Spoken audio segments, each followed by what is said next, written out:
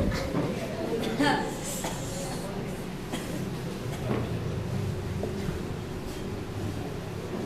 lang nakikipatawid. Mata lang.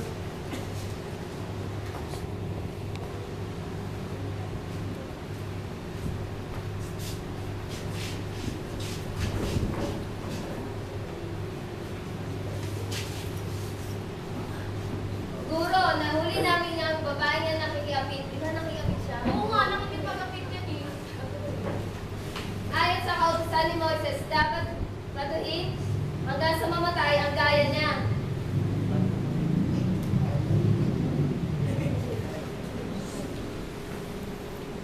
Sino man sa inyo ang walang kasalanan ay maunang bumato.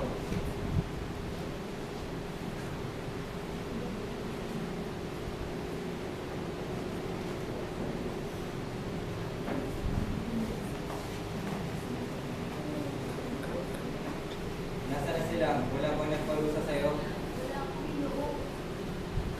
Hindi rin kita paparusahan. Umayo ka at huwag na magkasalanan.